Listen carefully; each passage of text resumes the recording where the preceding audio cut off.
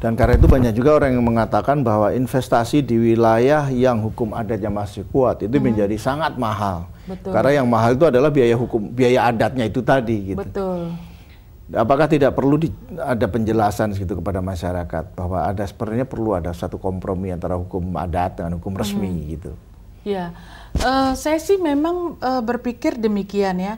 Tapi memang karena kita antropolog ya, ini kalau kita bilang tanah adat, terus dia pemilikan turun-temurun, ya itu memang harga mati gitu ya. Ini kalau saya pun mau menjual itu tadi pelepasan tanah, saya harus tanya dulu karena bagian tanah saya kan bagian dari keluarga luas, bagian tanah keluarga luas saya kan bagian dari farm.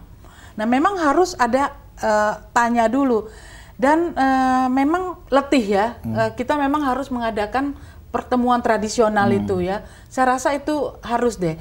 Dan makanya PKPM di sini maksudnya membantu investor itu supaya paling tidak paham deh. Kalau mau masuk ini loh, ada masalah ini. Ya ini karena banyak investor yang mungkin ya merasa kesulitan tuh.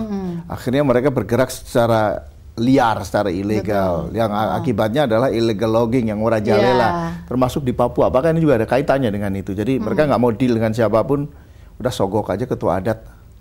Illegal logging. Dan illegal logging juga terjadi di Sumatera dan Kalimantan. Yang saya perhatikan juga ini keterlibatan yang luar biasa dari para pemimpin adat setempat itu. Mereka justru menjadi agen gitu. Para illegal logger ini menjadi agen dalam arti mereka menarik upeti dari mereka-mereka. Tapi kalau saya lihat justru kalau misalnya kalau di Papua itu justru yang dalam tanda petik brokernya itu bukan tetua adatnya. Itu biasanya adalah orang pemerintahan. Nah, jadi nanti makanya ada kasus, kan orang pemerintahan kan dia cuma tahu secara batas-batas wilayah. Tapi dia tidak memberitahu pada investor bahwa itu milik farm X gitu.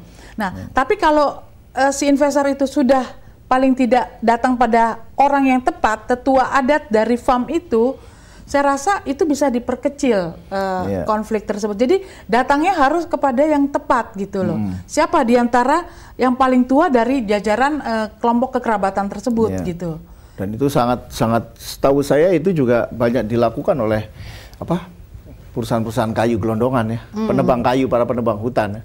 Mereka deal aja dengan pemimpin adat setempat atau orang-orang kuat di lingkungan adat tersebut. Lalu dengan tentu memberikan upeti yang cukup banyak.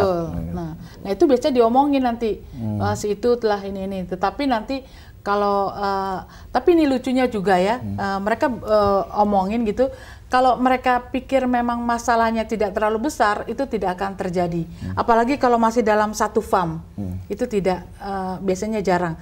Nah kalau yang akan terjadi kalau udah di daerah perbatasan itu antara farm lain dan farm lainnya. Nah itu yang terjadi. Tapi kalau misalnya dia makanya datang di satu keluarga, kalau dia masih tanahnya masih farm Belau misalnya gitu, itu no problem. Tapi kalau udah di perbatasan berarti kan ada dengan farm lain. Nah itu biasanya yang terjadi pertikaian. Oh ya, menarik sekali Bu Lamti apa yang Anda ungkapkan. Tapi sayang sekali waktu juga yang membatasi. Setengah jam nggak terasa. Oke pemirsa dimanapun Anda berada, terima kasih banyak dan sampai jumpa pada program Dialog Development episode berikutnya.